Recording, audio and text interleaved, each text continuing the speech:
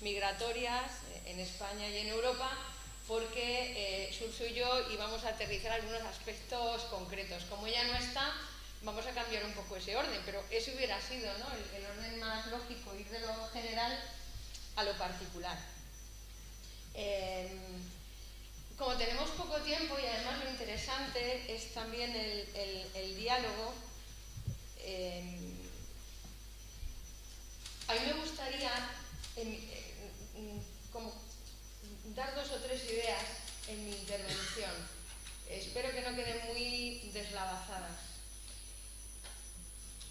De algún modo, en la presentación en vídeo que ha salido de Paloma, se pone en evidencia algo que yo creo que todas las personas que estamos aquí sabemos, porque si estamos aquí es porque en algo nos preocupa el fenómeno migratorio o incluso podemos estar comprometidos, ¿no?, con algunas entidades en ese trabajo, con personas migrantes.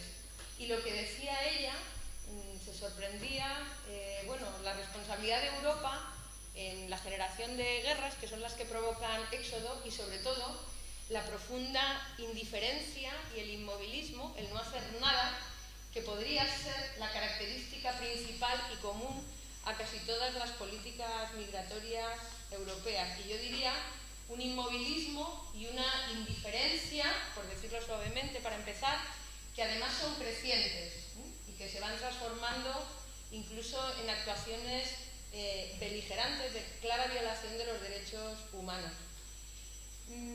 Yo me voy a centrar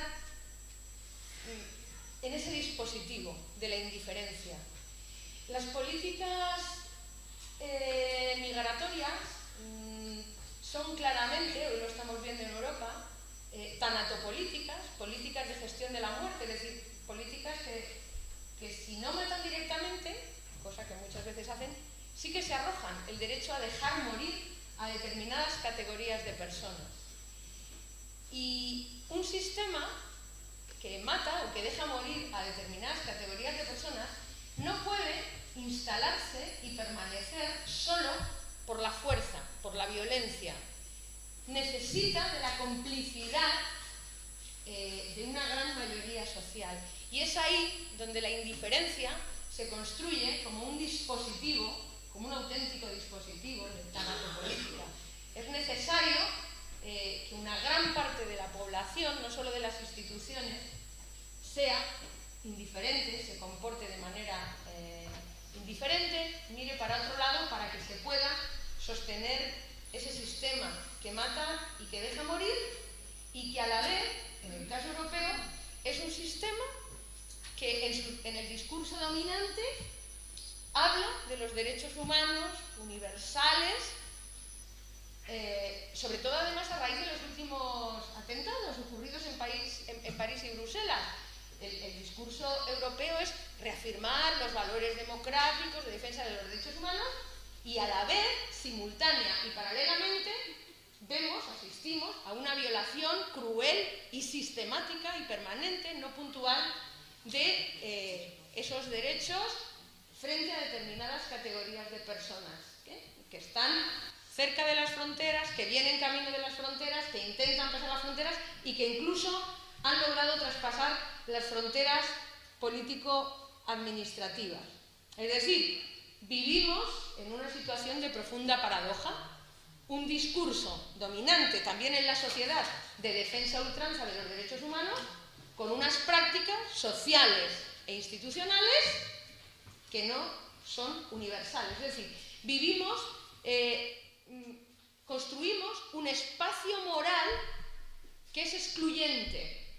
Defendemos en el discurso derechos humanos universales, pero luego excluimos del espacio moral, dejamos fuera de los márgenes de a quienes nos vemos obligados a socorrer, a proteger, por los cuales nos deberíamos sacrificar por esa defensa de los derechos humanos, a ciertos grupos de personas. Esa exclusión del espacio moral coexiste, por eso hablamos de una paradoja de empatía selectiva. Empatizamos con unas personas y denunciamos y nos movilizamos frente a la vulneración de los derechos de determinadas personas, a la vez que permanecemos absolutamente impasibles o incluso somos beligerantes y toleramos para ciertos grupos de personas y en ciertos lugares comportamientos, conductas y prácticas que serían intolerables dentro de nuestro espacio moral, si nos ocurrieran a nosotros o a personas cercanas a nosotros. Pero digo que la indiferencia es un dispositivo porque tenemos que evitar dos escapatorias fáciles. Una, pensar que la indiferencia es una cuestión individual, como apatía personal, o que tiene que ver más con una patología social, con una disfunción. No, no, no. La indiferencia es el mecanismo que permite la construcción de fronteras morales y, por lo tanto, legitimar un sistema profundamente desigual y un sistema que necesita de esas desigualdades y de esas asimetrías. Porque, además, vivimos en un mundo donde la excusa de desconocer lo que está pasando no es válida, porque a través de los medios de comunicación tenemos noticias de manera más o menos constante de lo que está pasando, no solamente cerca, dentro de nuestro espacio, en las fronteras, sino también en otras fronteras, y podemos ver el sufrimiento que eso causa. Así que no sirve la excusa del desconocimiento, de la falta de información. Por eso insisto en que la indiferencia es lo que requiere este sistema de dominación y de profunda desigualdad para justificar, legitimar y consentir esas profundas injusticias. Así que yo creo que aunque a lo mejor los responsables políticos en determinadas esferas puedan tener más responsabilidad que otras personas, como cualquier ciudadano de a pie, el silencio y la indiferencia que cada uno podamos ejercer nos convierte a todos y cada uno de quienes somos indiferentes o permanecemos en silencio, independientemente de nuestro nivel de responsabilidad, en cómplices de la situación. Esto como punto de partida para aclarar desde dónde hablo.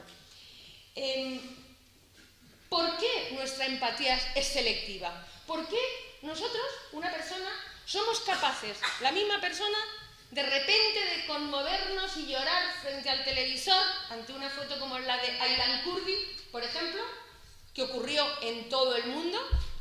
No era ni la primera ni la última foto de un niño muerto, hay que decirlo, y sin embargo es como si no existiera, o incluso nos parece bien cuando ese tipo de cosas suceden cerca de nuestro espacio territorial. Es decir, la distancia física, la distancia social entre donde ocurre el horror, el sufrimiento, etc., es inversamente proporcional a la empatía que sentimos.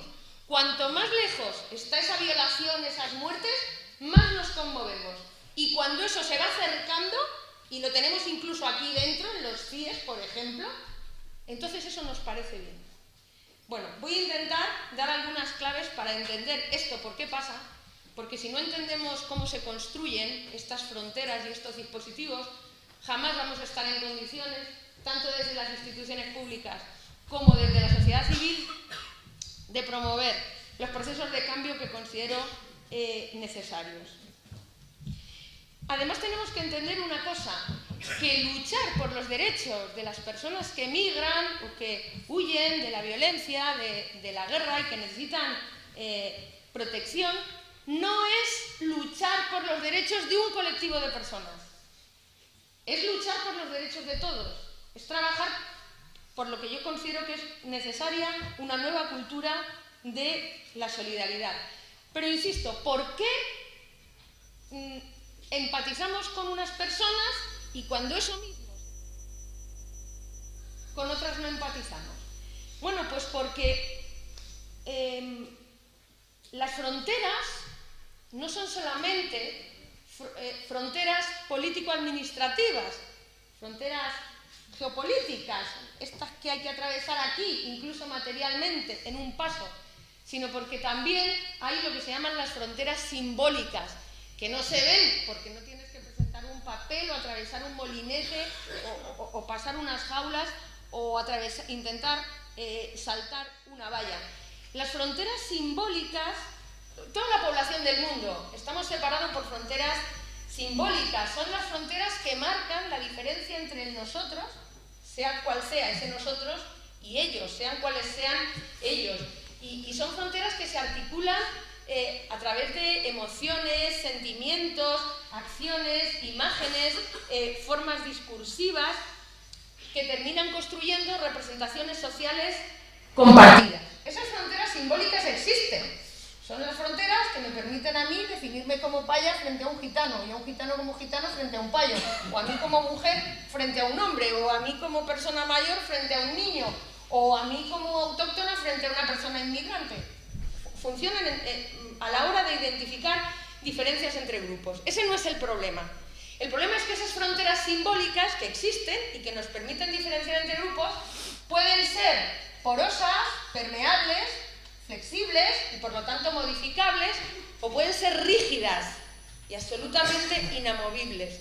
Cuando esas fronteras simbólicas son rígidas, cuando separan a grupos en conflicto, cuando separan a grupos que se ven el uno al otro como competidores, aunque no lo sean, por los mismos recursos, o cuando separan a grupos cuya relación se caracteriza por una muy fuerte asimetría de poder, entonces es cuando esas fronteras simbólicas se transforman en fronteras morales y hace que termine legitimándose y justificándose la exclusión de nuestro espacio moral, de derechos, de justicia, a determinadas categorías de personas que colocamos fuera de nuestro espacio moral. Los CIEs, las devoluciones en caliente, violando toda la legislación habida y por haber, el auge de los movimientos islamófobos, por ejemplo, de los partidos de extrema derecha, no tengo que poner ningún ejemplo, los tenemos recientes, porque prefiero hablar de las cosas que vivimos hoy, aquí y ahora, como fronteras morales, sin tenernos que ir ni al muro de México-Estados Unidos o a la frontera de Turquía. Es decir, las fronteras morales permiten dar coherencia moral a algo que es profundamente inmoral. Esas fronteras morales que están construidas en nuestra mente es lo que impide reconocer la humanidad de otras personas y por tanto sus derechos morales y jurídicos. Las fronteras morales son tremendamente eficaces porque como además están dentro de nuestra mente, solamente en la mente se pueden deconstruir, ¿no? La segunda idea es decir, bueno, puesto que hay un proceso intenso de construcción de fronteras morales, ¿cómo es ese proceso? Hay que comprenderlo, porque si no, malamente vamos a poder desarrollar procesos en dirección contraria. Bueno, pues las fronteras morales se construyen, me vais a perdonar, voy a intentar que sea la única palabra técnica que utilice, se construyen en lo que se llama la mediápolis, que es ese espacio público mediado donde se produce una especie de círculo vicioso, donde se retroalimentan el discurso de las élites y el racismo institucional correspondiente, los medios de comunicación de masas principalmente, pero también, cada vez de manera más creciente, las redes sociales y ese discurso social popular, ese racismo social popular. Eso funciona como un círculo vicioso que se retroalimenta y que se retroalimenta cada vez con mayor intensidad, sobre todo en situaciones de crisis, donde se terminan encuadrando y definiendo las situaciones con argumentos propios de lo que ha sido tradicionalmente los partidos de extrema derecha. Eso requiere, ese trabajo intenso de construcción de fronteras, requiere, y ya que estamos en un congreso donde una de las mesas se dedica a medios de comunicación, bueno, los medios de comunicación tienen un papel, no son los únicos, pero tienen un papel muy relevante en esa construcción de fronteras morales, porque los medios no te dicen lo que tienes que pensar, pero sí en qué pensar y en qué no. Siempre se dice, lo que no se ve no existe, lo que no sale en los medios, lo que no ves en televisión, no existe. Así que no solamente tienen el poder de definir la agenda, sino también la manera en cómo se encuadran las cosas que se visibilizan. O sea, el poder de visibilizar u ocultar, y de lo que se visibiliza, lo que se coloca en la agenda, el efecto del encuadre, que eso es importante.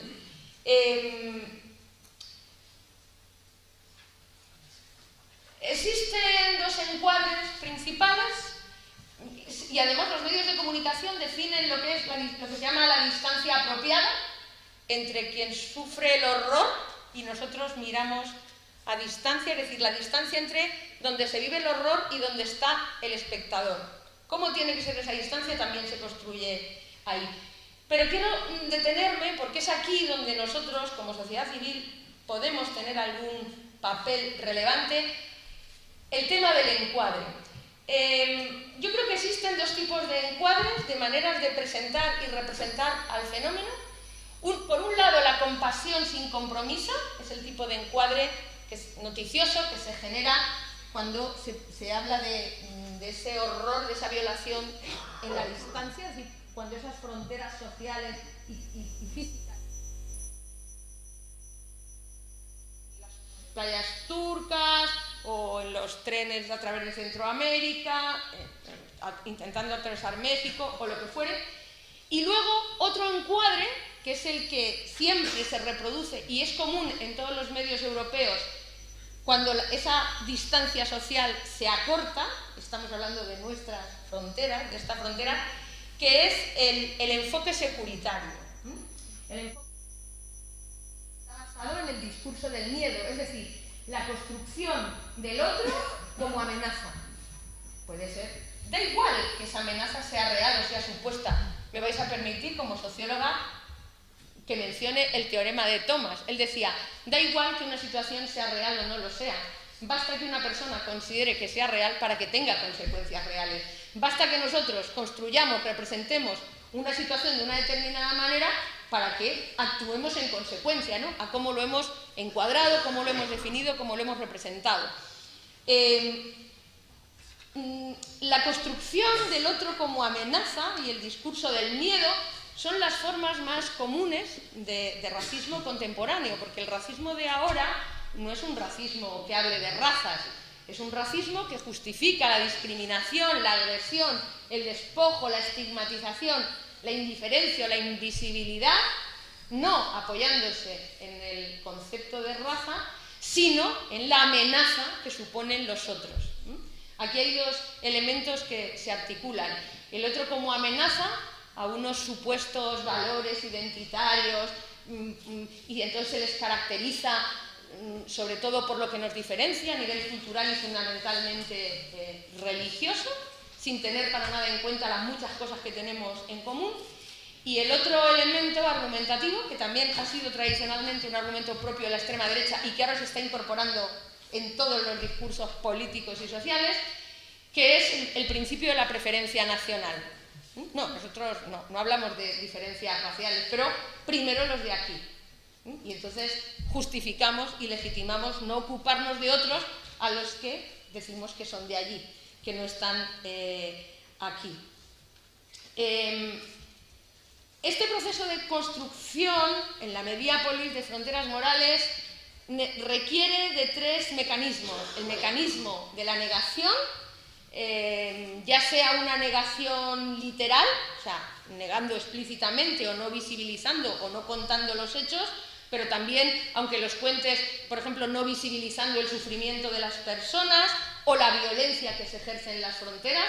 Aquí lo sabéis, a 14 kilómetros muchas cosas que aquí conocéis no llegan porque se invisibilizan, la negación de lo que ocurre. O bien una negación implicatoria, es decir, se acepta o se cuenta lo que sucede, pero minimizando absolutamente las responsabilidades de quienes son los responsables de la situación, ¿no? Por ejemplo, es cuando se habla de las personas que están intentando entrar en Europa por Grecia como refugiados, pero cuando esas mismas personas, por los mismos motivos, intentan entrar por aquí, ya se les llama inmigrantes. Pues son ejemplos de lo que estoy diciendo, ¿no? O cuando se pone en cuestión la supuesta, a ver si esto está bien dicho, genuinidad de las solicitudes de asilo. No, es que piden asilo, pero en realidad tienen otras intenciones. Todo esto son mecanismos de negación implicatoria. Y también funciona la negación interpretativa. Es cuando se niega, se oculta deliberadamente la responsabilidad de quienes son responsables, como decía Paloma, de que suceda lo que está sucediendo, que somos principalmente aunque no exclusivamente, los gobiernos europeos, y se termina, y esto ya es el colmo, culpabilizando y responsabilizando a las propias víctimas de su situación. El otro mecanismo es la indiferencia, eso que permite construir el nosotros y el ellos de manera radical, y el tercer mecanismo es la construcción del otro como amenaza.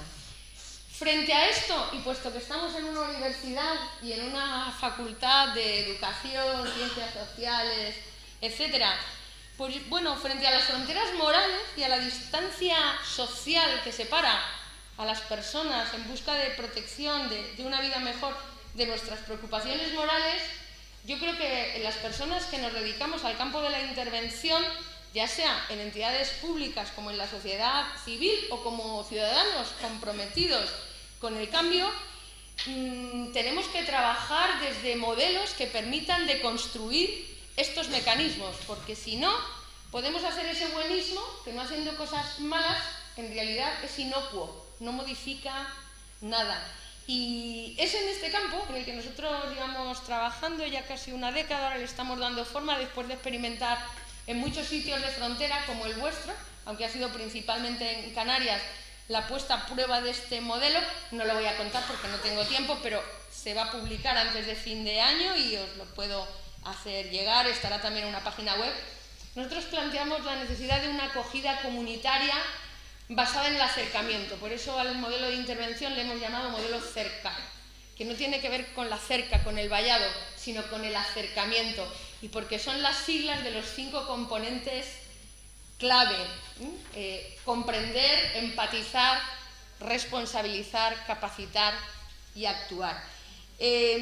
Nosotros hemos descubierto, hemos investigado, y ocurre siempre en todos los contextos, que hay 5 preguntas a las que, hasta que una persona o un grupo no sea capaz de responder afirmativamente a esas 5 preguntas, nunca se modificará la situación. Es decir, es necesario trabajar, de ahí este modelo integrado, para que siempre la respuesta a esas 5 preguntas sea positiva. Solo cuando la respuesta a esas 5 preguntas es un sí, entonces modificamos la situación, estemos donde estemos como actores, ya sea en una institución pública, en una responsabilidad política, en una plataforma ciudadana, en una ONG o trabajando como voluntario. Las preguntas, muy sintéticamente, son estas: ¿pasa algo? ¿Entiendo lo que pasa? ¿Me identifico con la persona o el grupo que necesita ayuda? ¿Siento que es asunto mío? ¿Puedo hacer algo? ¿Tengo la ocasión de hacer algo? No es tan difícil conseguir una respuesta afirmativa a esas 5 cuestiones, pero eso hay que trabajarlo. Y terminaría cerrando, soy muy mala para hacer síntesis, pero he elaborado una especie de decálogo de lo que a mí me parece que, y por aquello que decía el gran maestro Paulo Freire, ¿no? Es necesaria la denuncia, pero también el anuncio, ¿no? Frente al pesimismo de la razón, el optimismo de la voluntad. ¿En qué resumiría yo esta especie de decálogo urgente para una estrategia de comunicación, de reencuadre antirracista de la situación? Pues en primer lugar es necesario comprender el papel del discurso del miedo en la reproducción del racismo. Si no comprendemos esto, no vamos a poder avanzar. Segundo, redescubrir el papel fundamental de la comunicación en la lucha contra el racismo y en la acogida, que tiene que ser necesariamente comunitaria, no puede ser solo institucional e individualizada. Tercero, la necesidad de participar en red, de tejer, reconstruir y construir redes, fortaleciendo y valorizando las competencias y el potencial creativo que todas las personas, absolutamente todas, y todas las entidades que quieran y estén dispuestas a participar, tenemos. En cuarto lugar, es necesario crear espacios que permitan el diálogo crítico, no el debate, que es otra cosa. El diálogo crítico mediante la escucha activa que ponga en valor los diferentes puntos de vista y la construcción de un sentido común compartido. El que tiene un discurso racista, un discurso de preferencia nacional, no podemos rechazarlo por ignorante. Hay que entrar en diálogo con él, porque seguro que en algún punto podemos enganchar, en algo tiene algo de razón, pero a partir de ahí podemos desarrollar una argumentación distinta para llegar a resultados diferentes junto con esas personas. En quinto lugar, es necesario trabajar en el empoderamiento comunicacional. Tenemos que pasar, sobre todo en las entidades de la sociedad civil, de una lógica vertical de comunicación que reproducen todas las ONGs, entidades, etcétera, a una lógica horizontal. Tenemos que ser capaces de construir, de construirnos todos y cada uno de nosotros como sujetos activos, y tenemos que ser capaces, y esto es posible porque para eso hay mucho conocimiento científico aplicado, de generar nuevos marcos de referencia para transformar la realidad. Si seguimos reproduciendo los encuadres dominantes, no vamos a ningún lado. Es necesario comprender para redefinir, para estar en condiciones de redefinir la agenda pública, visibilizando la injusticia y mostrando, frente a quienes muestran solo los costes de la solidaridad, mostrando los elevadísimos y peligrosísimos costes de la indiferencia. Empatizar, pero rehumanizando a las personas sin espectacularizar el sufrimiento, que es lo que muchas veces se hace. Responsabilizar y responsabilizarnos, comprometiéndonos y desarrollando una conducta prosocial que normalice la solidaridad, que lo normal sea ser solidario, no ser insolidario. Que ser insolidario sea incorrecto y que ser solidario no nos tenga que avergonzar, sino que sea lo normal y lo correcto.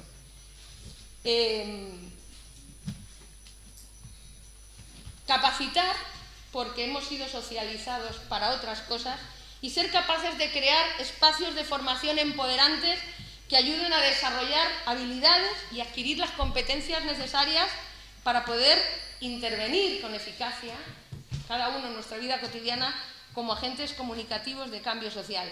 Y es necesario porque empatizar sin responsabilizarse nos condena de nuevo al círculo de la indiferencia, pero comprometerse sin pasar a la acción tampoco es operativo ni modifica nada.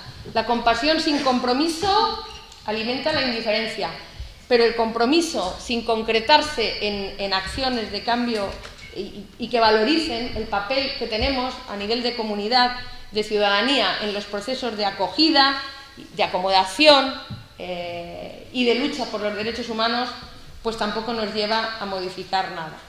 Y bueno, cierro aquí porque creo que me he pasado del tiempo, nadie me ha pasado ningún papelito. Me han dejado, eso es un peligro en mi caso. Bueno, muchísimas gracias.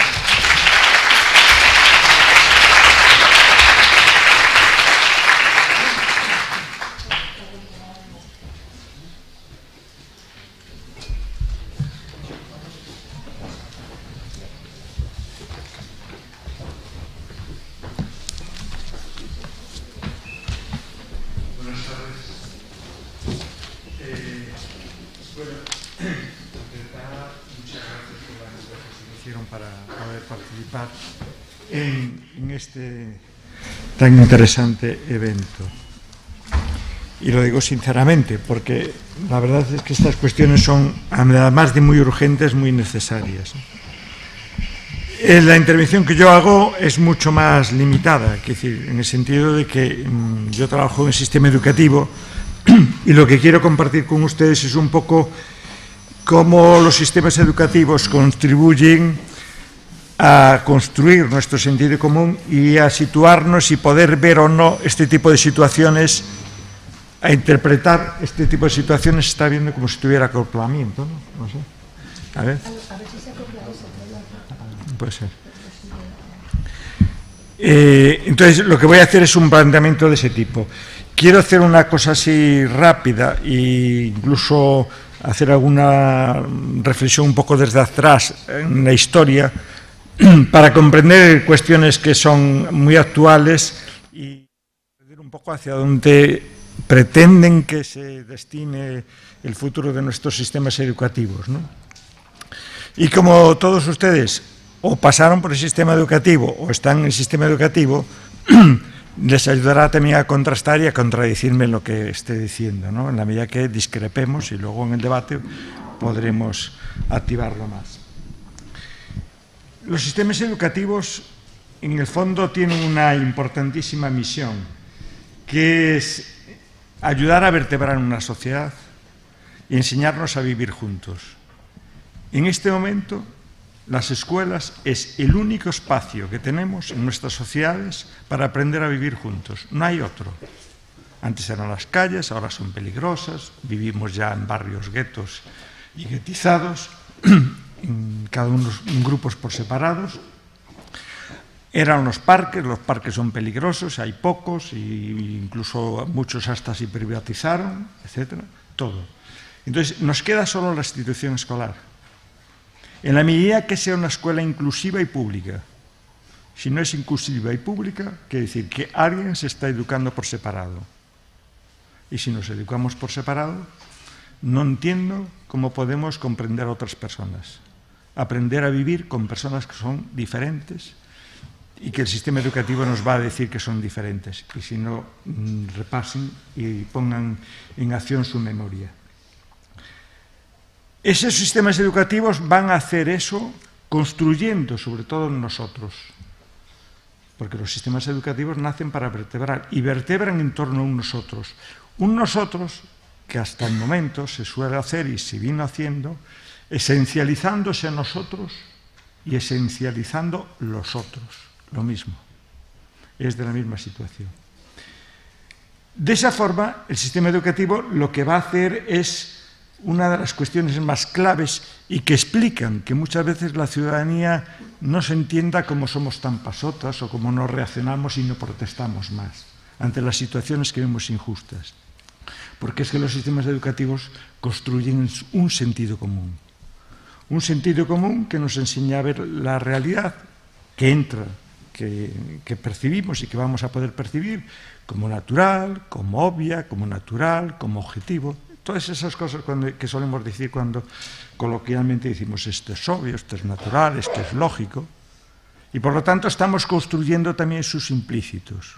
Esto no es obvio, esto es interesado, esto es sesgado, esto es politizado y esto es peligroso. Cuando algo choca con lo nuestro es así. Y eso se va haciendo, si hiciéramos un repaso grande de la historia de la educación, veríamos como cuando aparece el sistema educativo ya como una institución dependiente del Estado e incluso obligatoria para toda la ciudadanía, lo hace, entre otras cosas, cuando se construye ese Estado-nación. Ese Estado-nación obligaba a construir un tipo de personas que eran miembros de ese Estado-nación.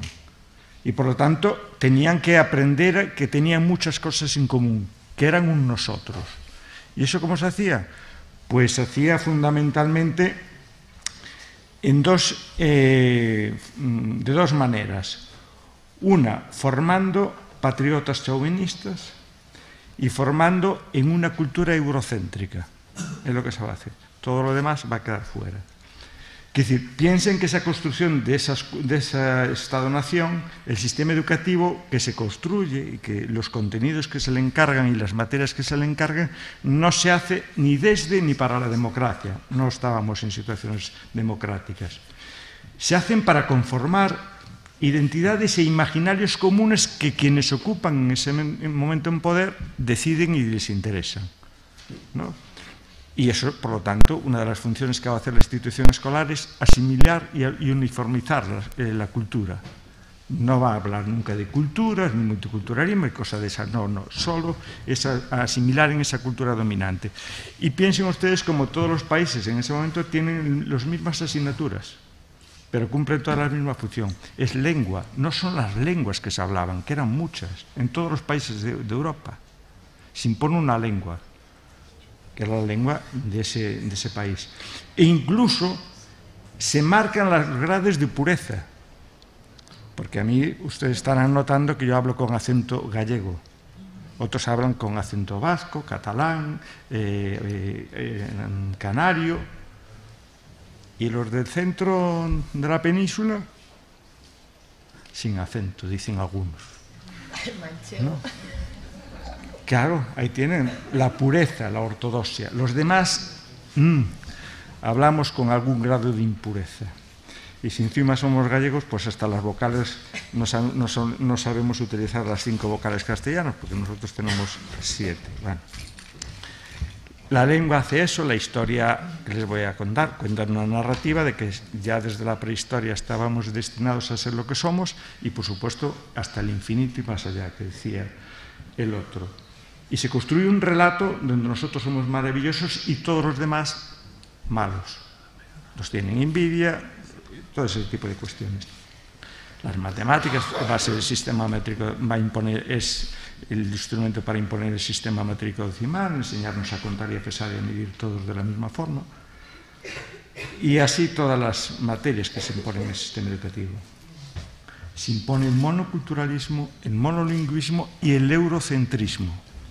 Todo el conocimiento es un conocimiento que lo construimos o nosotros o en Europa. Los demás no tienen nada que hacer. No sabemos nada de los demás. O todo lo que tenemos son deformaciones de los demás. Se montan identidades colonialistas, clasistas, sexistas, racistas, homófobos, porque esos son los poderes que en ese momento están dominando. Y genera un tipo de cuestión en quienes son diferentes, el autoodio, el sentirse miembros de que no son miembros de esa cultura dominante, que es lo que va a pasar a todas las personas cuando pertenecen a pueblos más dominados, que pretenden hasta borrar el color de su piel porque alguien les está construyendo la inferioridad. Cuando fuimos avanzando y fuimos llegando a esas sociedades industriales, el sistema educativo va a cobrar otros tipos de dimensiones que también son fundamentales y claves. Se le va a encargar 3 grandes funciones. 1, individualizar a las personas. Es empezar a generar esa cultura del individualismo.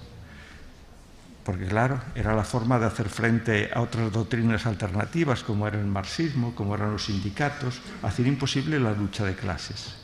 Si cada uno es tan idiosincrásico y tan peculiar, no sabemos lo que tenemos en común y cuáles son los problemas comunes. Por lo tanto, tenemos dificultad para resolver hasta los problemas individuales. La otra función era, que esa serán más conscientes de ellas, sobre todo los de mi generación, formar y disciplinar a los trabajadores y trabajadoras, formar y disciplinar los cuerpos, ¿no? Y era cuando nos enseñaban a entrar en fila, salir en fila, callar, obedecer, ser evaluados externamente sin rechistar. Y como suelo decir, y cuando decía el profesor, hombre, este matemáticas no sabe, pero es muy buena persona, se comporta muy bien, está muy calladito, muy quietecito y por lo tanto un 5. Ya está. Y al revés. Sabías matemáticas, pero era revoltoso y todo eso, te suspendía. Porque ahí tienen, era formar y disciplinar esos trabajadores y trabajadoras necesarios para las fábricas de montaje, las cadenas de montaje, de miles y miles de trabajadoras y trabajadores, cuyos aprendizajes para trabajar allí eran muy pequeños, se aprendían en muy poco tiempo, y en cambio los otros eran los más dificultosos. Y la otra función era urbanizar a las poblaciones. Por eso, en sus libros de texto y en sus escuelas no aprendieron nada sobre el mundo rural. Lo que aprendieron era más bien la visión del urbanita sobre el mundo rural, que verde era mi campo y los pajaritos y las vacas y cosas de esas, pero no sabemos lo que es ese mundo, porque había que desplazar a esas poblaciones hacia las ciudades y hacer realidad lo que es hoy vivir ya en ciudades y no en otro tipo de espacios. Cuando fuimos llegando a las sociedades democráticas, durante todos estos procesos, eso es lo que pretende el poder, pero eso no quiere decir que todas las poblaciones estuvieran calladas, sino que hubo muchas resistencias, muchas luchas, muchas generaciones de alternativas, etcétera, que fueron lo que fueron promoviendo que la historia fuera avanzando y que nuestras sociedades fueran pues, llegando a situaciones cada vez mejores y fueran democratizándose. Eso es lo que nos ocultan, cómo se llegó a eso. Parece que siempre hubo un gobierno que decretó y dijo, ahora toca la democracia. Bueno, en esa sociedad democrática es cuando ya empieza a cambiar la situación, cuando llegamos ya a la situación democrática. Porque el sistema educativo ya tiene otra función clave, y es educar ciudadanía. No personas independientes, sino hacer ver que somos ciudadanas y ciudadanos, o sea, personas que somos interdependientes y que tenemos los mismos derechos. es en ese momento cuando empieza el debate y la lucha y la reivindicación de la escuela pública. Porque hasta ese momento sí había una escuela pública y había una escuela privada. Tú dime, ¿en qué colegio estudiaste? Y yo te diré de qué clase social eres. ¿No? Porque las clases medias y altas, lógicamente, iban a la escuela privada y los pobres iban a la pública. Y las clases medias bajas iban a la pública. Cuando llega la democracia, claro, pasa otra cosa, cobra sentido lo que es la ciudadanía. Por lo tanto, si queremos formar ciudadanía, no puede haber una escuela privada, no puede haber ni concertada, no puede haber escuelas donde grupos por alguna característica se eduquen por separado. Fíjese que cuando descubrimos el concepto de ciudadanía y si lo aplicamos a las personas discapacitadas, que fue allá por la década de los 70, muy tarde, caímos en la cuenta de que las personas discapacitadas no era un problema de psicología o de medicina, sino que primero eran ciudadanos y ciudadanas y por lo tanto había que aplicarles los derechos humanos, por lo tanto no escuelas especiales. Ese fue el argumento decisivo, no fue un argumento pedagógico, fue un argumento político. Y a partir de ahí, claro, cambió toda la situación y empezamos a aprender todos, ellos y nosotros. Esa situación de esa escuela democrática, claro, tenía que formar una ciudadanía activa, solidaria, democrática y, sobre todo, optimista. Saber que las situaciones se resuelven, que los problemas se pueden resolver, que no hay nada irresoluble.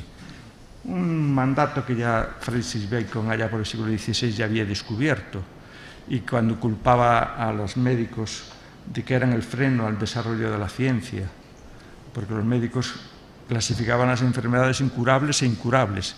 Y dice, son ustedes el freno al desarrollo de la ciencia. A partir de ese momento empezaron a decir, hay enfermedades curables e enfermedades que todavía no sabemos cómo curar, pero que tienen que curarse.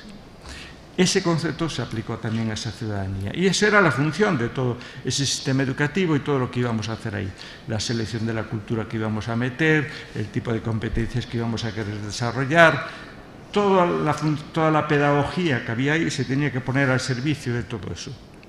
Y las luchas de ese profesorado iban siempre más allá, porque era una ciudadanía que iba viendo, en la medida que iba experimentando eso, iba teniendo cada vez más formación, iba viendo los retos, o iba descubriendo nuevos retos para construir una sociedad más justa. Y fue ahí donde nacen los conceptos de educación inclusiva, pero inclusiva en el sentido más político de la palabra, no como juego lingüístico que algunos pretenden para llamarle la educación especial a la integración, a las aulas de integración con personas discapacitadas, educación inclusiva. No, la educación inclusiva es un proyecto mucho más amplio, que incluye ese, pero es mucho más amplio. Es un proyecto político que tiene tres funciones. Primera es contribuir a identificar y superar todos los obstáculos que impiden a determinados colectivos acceder a las aulas y permanecer en esas aulas y estudiar allí. Hay colectivos que no pueden acceder a las escuelas. Todos lo sabemos, las dificultades que tuvo la población gitana o las dificultades que tienen hoy muchos colectivos inmigrantes, esos que llamamos sin papeles y cosas y barbaridades de ese tipo, ¿no? Injusticias de ese tipo. La segunda dimensión era que esas personas accedían, estaban allí, pero la educación que recibían tiene que responder a sus necesidades, a sus intereses y a sus aspiraciones. Y por lo tanto tiene que ser una educación primero que les reconozca y que puedan participar democráticamente en sus aulas. Tenemos demasiados chicos y chicas en las aulas que no aparecen en los libros de texto, por ejemplo, que no son reconocidos. Yo me dedico desde hace décadas a esta línea de investigación y les garantizo que tengo un cuadro que algunos igual ya conocen, que es voces visibles y voces invisibles, y el que continuamente modifico es el de las invisibles, que le añado hasta cosas y dimensiones que yo no veía y que están ahí. Chicos y chicas que están en nuestras aulas, dentro de ahí. Piensen ustedes y ya verán la cantidad que se le ocurre. Y la tercera dimensión, en esa educación inclusiva, en las etapas de escolarización obligatoria, deben tener éxito. No se puede decir que hay colectivos que fracasan. No. Y mucho menos, como dice hoy, las cifras oficiales. El 30% de fracaso. Parece el juego de la lotería. Y cuando miras y le pones cara a quienes fracasan son siempre los mismos. Y claro, o resuelves y enfrentas ese problema de quiénes son esos que fracasan, o de lo contrario no tiene solución. Y que decir, cuidado con las medias, porque las medias sirven para disimular a quienes son muy ricos y a quienes son muy pobres. Y aquí pasa exactamente lo mismo. Es decir, la educación inclusiva es uno de los instrumentos claves para ayudar a desmontar también toda la arquitectura de la exclusión y de la desigualdad que existe en nuestras sociedades, en este caso dentro del sistema educativo, pero lo podríamos aplicar al resto de esferas sociales, y también para desmontar la autoculpabilidad y autoodio de la persona que el sistema educativo etiqueta como fracasada. Porque lo más eficaz del sistema educativo es que es capaz de culpabilizar a las víctimas y a partir de ahí quedan indefensas y tienen que soportar lo que le vienen encima porque no me esforcé o cualquier de esos mantras que se utilicen. Es una educación que además tiene que reconocer y tiene que responder a muchas obligaciones que le fueron asignadas y que fueron conquistadas por la ciudadanía durante el siglo XX. Yo suelo decir que el siglo XX y lo que llevamos del XXI por ahora es el siglo de los derechos humanos. Ustedes entren en la página de la ONU y empiecen a mirar la cantidad de cartas de declaraciones de derechos humanos que fueron conquistadas. Nos faltan algunas todavía, pero llevamos muchas. Cada una de esas cartas tiene obligaciones para con el sistema educativo. Y respecto a este tema de las migraciones, claro, hay una que todavía no nos enteramos, y es que en el año 92 se aprueba la Declaración sobre los Derechos de las Personas Pertenecientes a Minorías Nacionales o Étnicas, Religiosas y Lingüísticas. En su artículo 4, apartado 4, dice: los Estados deberán adoptar, cuando sea apropiado, medidas en la esfera de la educación a fin de promover el conocimiento de la historia, las tradiciones, el idioma y la cultura de las minorías que existen en su territorio.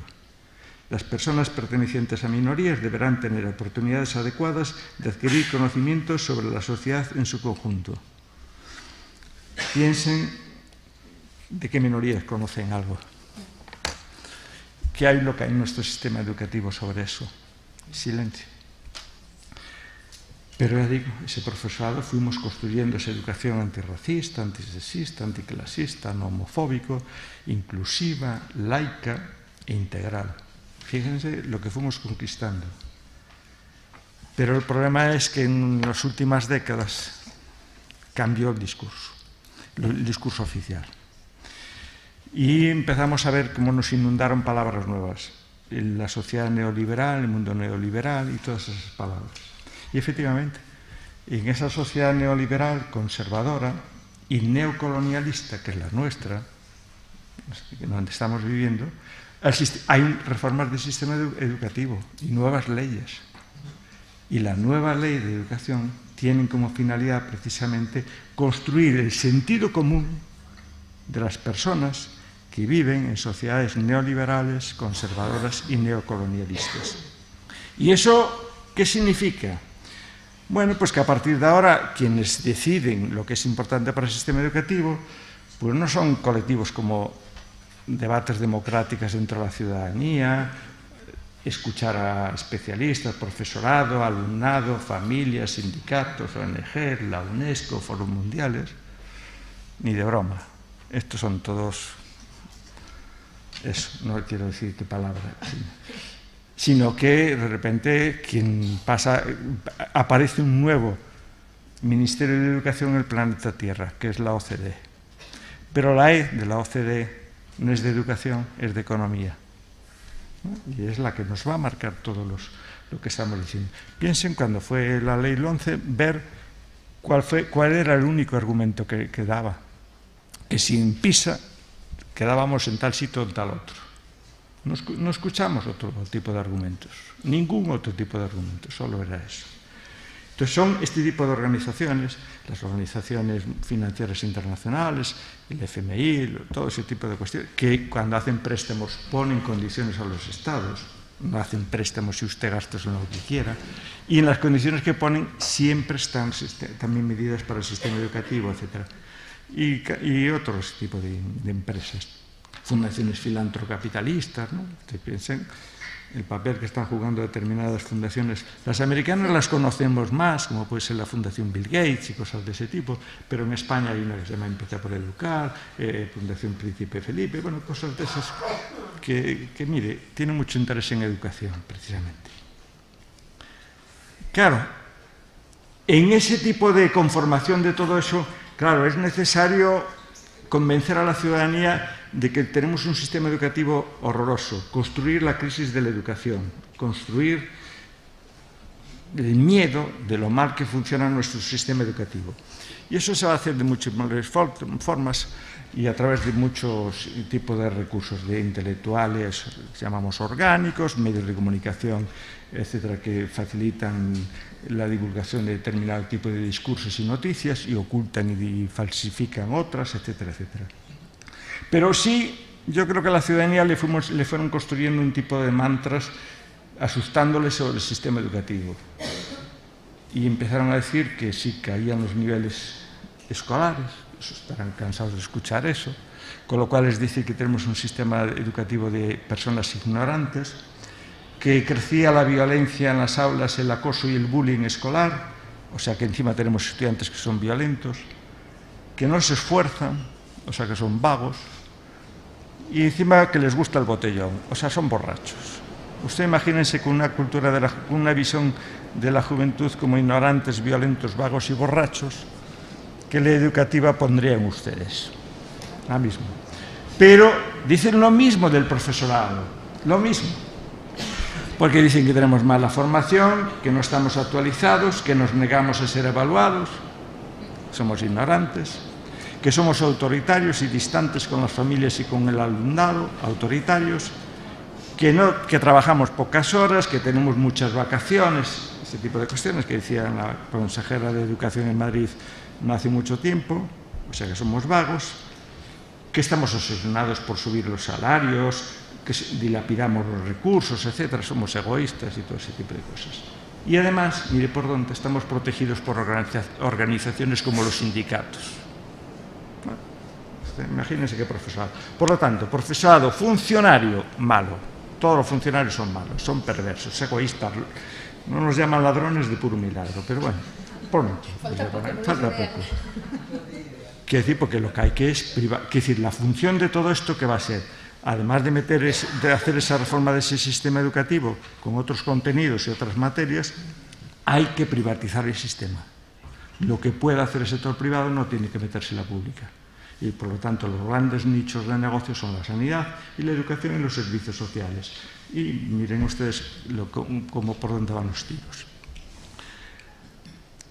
¿Eso cómo se va haciendo? Pues se va haciendo sobre todo a través de conformar el tipo de ciudadanos neoliberales. ¿Qué son las personas neoliberales? ¿Esa personalidad neoliberal en qué consiste? Pues son personas con vínculos y valores mercantiles, empresarios de sí mismos, ¿no? Y ahí tiene todo ese discurso de la cultura del emprendimiento capitalista, es decir, a ver cómo me hago rico, porque hay otro emprendimiento que es más solidario, que es más socialista, podemos llamarlo, aunque esa palabra no está muy bien vista últimamente, pero yo la reivindico.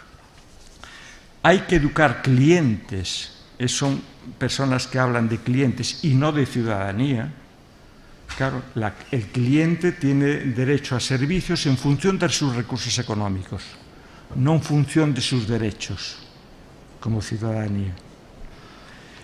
Y hay que construir ese homo matemático, ese homo matematizable, numéricos, que somos ya todos, ¿no? Que cada día nos traduce más a números. Un ser humano neoliberal es un ser competitivo y que está todo el día con palabras como eficacia y rendimiento, interpretados de una determinada forma y sesgada, que se mueve por valores mercantiles y que mercantiliza todos los ámbitos de su vida, desde el tiempo libre que hace hasta las relaciones sociales y profesionales que establece. Entre empresarios, acuérdense aquello que ya decía Foucault, de empresarios de sí mismo, entre empresarios no hay relaciones de amistad, solo hay intereses. Y pregunten a las personas que están en situaciones de pobreza, a ver cómo es esto, y escucharán una de las características que dicen todos es me abandonaron hasta mis amistades. Claro, ya no eres rentable. Se mueve con una racionalidad positivista, tiene una concepción despolitizada de la realidad, de todo, y incluso hasta admite como lógica esa dimensión coercitiva y violenta que son las dimensiones que entran dentro de cualquier estadística, y por eso estamos continuamente siendo medidos y cuantificados, etc. Son personas que instrumentalizan todo y tratan a las personas como mercancías, porque triunfar significa acabar con los rivales, ¿no? Pregúntenle ustedes a cualquier persona que tenga una empresa y ya sabrán lo que es eso. Amartya Sen, que de esto sabía algo más, le llama a este tipo de personas, a este homo económicos y a este homo consumos, tontos racionales, ¿no? Dice, son personas sin sentimientos, sin moral, sin dignidad, sin inquietudes ni compromisos interpersonales y sociales. Bueno, eso explica pues, las enfermedades de hoy, ¿no? Las enfermedades neoliberales, depresión, ansiedad, estrés. La medicalización de las conductas y del fracaso escolar. Ahora está de moda los trastornos de déficit de atención y hiperactividad y por lo tanto la necesidad de psicoestimulantes como el Ritalin famoso. Y además de la medicalización, la psicologización. Que dice, como las personas son las únicas responsables de lo que le pasa, ¿no? Porque tú en ese momento ya no tienes a quien echarle la culpa, sino porque hay una cosa que se llama la cultura del esfuerzo, ¿no? Que mete de refilón la igualdad de oportunidades.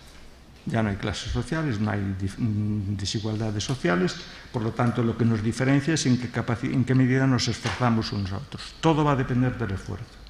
Ese es el único argumento, que es el argumento de culpabilización de las víctimas. Y eso explica que en el sistema educativo estén apareciendo palabras como mindfulness, que lo dicen en inglés porque decir meditación a alguno le suena mal, pero eso significa meditación, relájate, tranquilízate.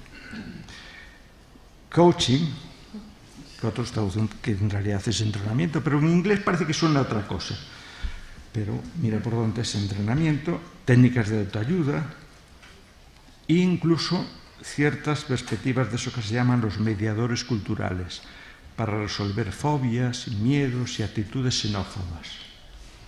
Porque se ocultan las dimensiones políticas y económicas, las estructuras que generan ese tipo de fobias. Es decir, las fobias no son individuales, son colectivas y son generadas por estructuras políticas y económicas. Pero se reduce todo a esa psicologización individualista. Todos somos individuales, todos. Bueno, luego está el síndrome del bienestar y todo eso, porque claro, si tú... Todo depende de ti, ya no hay ni seguridad social, ni cosas por el estilo, ni sanidad pública, ni todo eso, pues prepárate, ponte en ejercicio y ponte en forma. Por lo tanto, aparecen las personas monitorizadas, esas que andan todo el día con aparatitos que les cuentan los pasos, las calorías y la temperatura a la que están, orésicas y cosas de ese tipo. Bueno, y nace un nuevo pecado original, que es el pecado de la deuda, ¿no? Todos los seres humanos nacen en este momento endeudados. Cada vez en el Estado español tiene una deuda de 30.000 y pico euros según los últimos cómputos, que es real. Por eso luego le dicen que no tiene derecho a educación infantil, ni a servicios de no sé qué, ni la madre a cantidad de cosas, y la familia. Es ese tipo de características. Pero además es un ser humano neocolonialista, y eso es importante. Y no nos damos cuenta. Yo suelo comentarle eso, y ayer, como me lo tuve que sacar, lo tengo aquí. Este es el pasaporte que tenemos los españoles. Y la primera página es esta. Una carabela de Colón y los mapas de descubrimiento. Piensen si esto es lógico en 2016. Está actualizado, es el último modelo, no piensen que hay otro nuevo. Pero no lo vemos. O nos parece, ni le prestamos atención, porque construyó el sistema educativo nuestro sentido común y no nos hace ver eso. Porque ese ser humano neocolonialista es un señor que asume como verdadera la construcción de la identidad española, tal como le narraron, con cantidad de sesgos, manipulaciones y omisiones y distorsiones. que juzga como superiores y legítimas todas las producciones intelectuales, culturales, artísticas, tecnológicas, militares de las naciones hegemónicas, que no tiene deberes ni obligaciones ni compromisos con otro tipo de poblaciones no hegemónicas, que sus relaciones con otros países son siempre jerárquicas, que no tiene deberes y compromisos con otras poblaciones, que lo máximo que puede tener son políticas de caridad y tolerancia, no de justicia redistributiva, no de reconocimiento, ni de igualdad y participación democrática. Y ahí están cantidad de ONGs que funcionan como auténticos topos del imperialismo, sin darse cuenta, con muy buenas intenciones, especialmente las que se dedican a educar. Yo no me puedo imaginar cómo podemos ir a educar a otros países los profesores de aquí o los de allí, por muy buena intención que tengamos. Iremos a colonizar, ¿no? Que eso lo hicieron muy bien otros.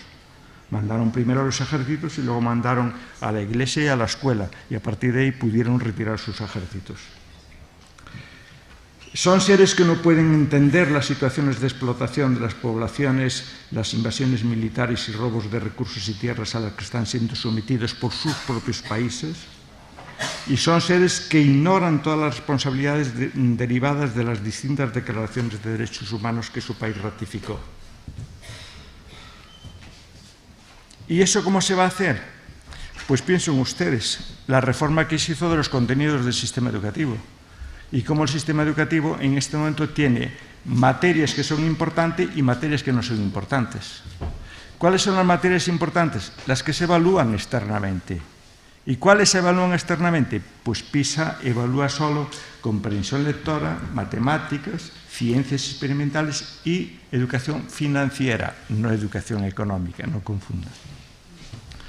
TIMSS tiene la misma prueba en primaria y mide las matemáticas. PIRLS también en primaria, en cuarto de primaria mide la lectura, y las nacionales, la educación de tercera de primaria que establece la LOMCE mide comprensión, expresión oral y escrita y cálculo, y la de sexto de primaria comunicación lingüística, matemáticas y ciencias de tecnología.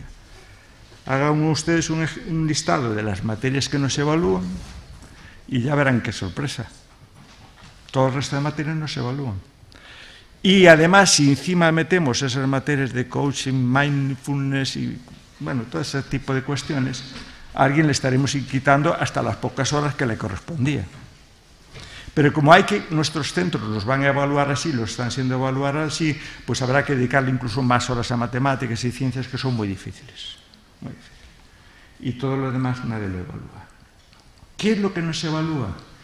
Pues no se evalúan todas las asignaturas, conocimientos y tareas escolares que ayudarían a desmontar este sentido común mercantilista y competitivo, estas personalidades conservadoras, resignadas y neocolonialistas.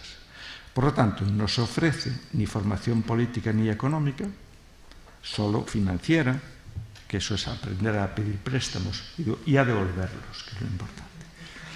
Y se recortan las ciencias sociales, humanidades y las artes, que son las que nos ayudan a descentrarnos.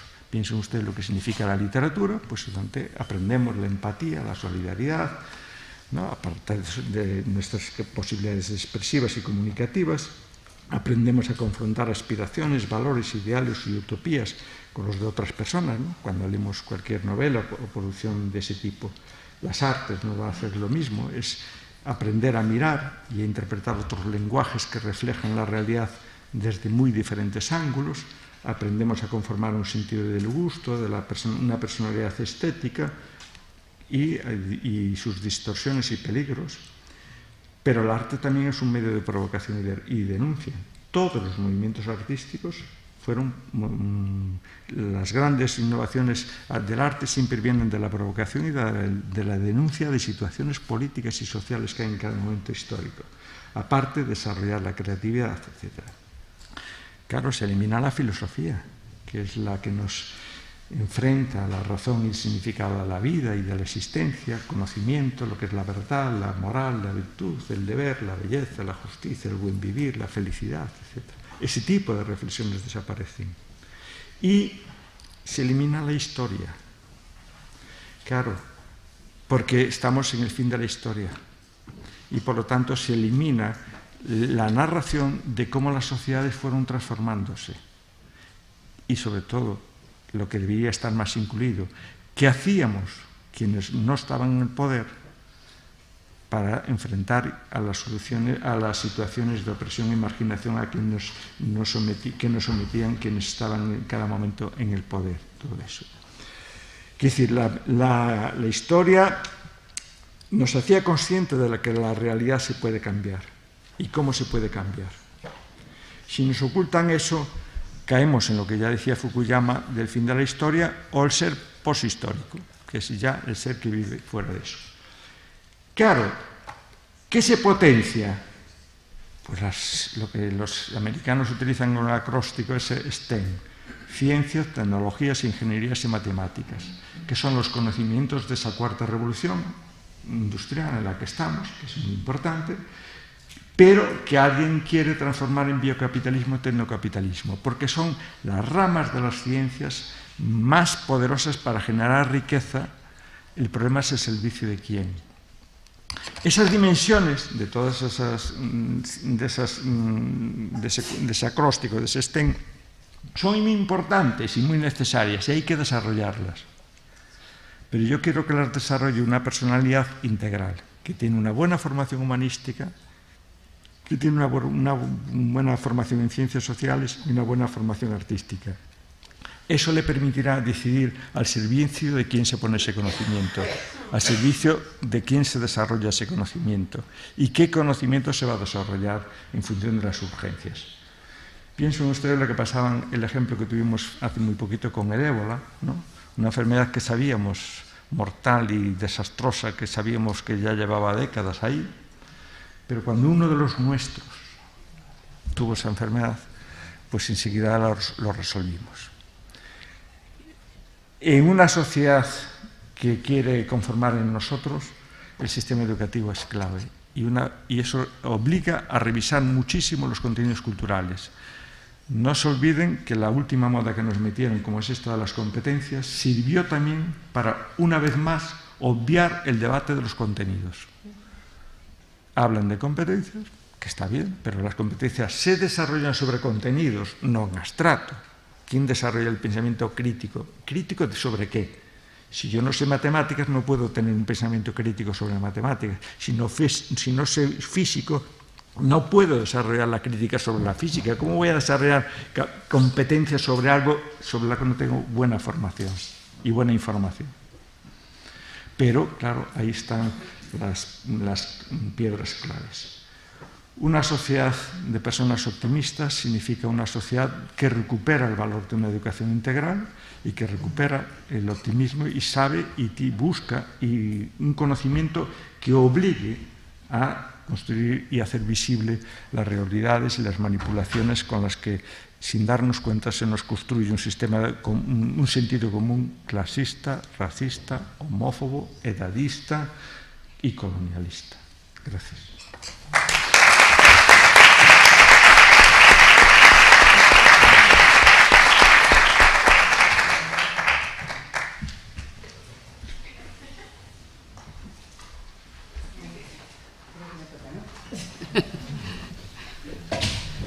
Bueno, vale, que me estaba yo moviendo, he visto por ahí, nada, me desplazo yo. A ver, ¿se oye bien?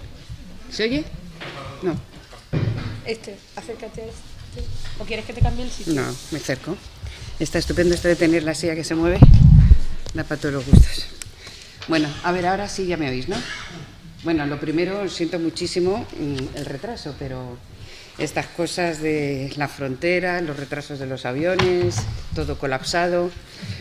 En fin, no os voy a contar nada que sea nuevo y que vosotros y vosotras no conozcáis, con lo cual, pues, lo único, lamentar este retraso y comenzar para no retrasarme más con la intervención. Perdón.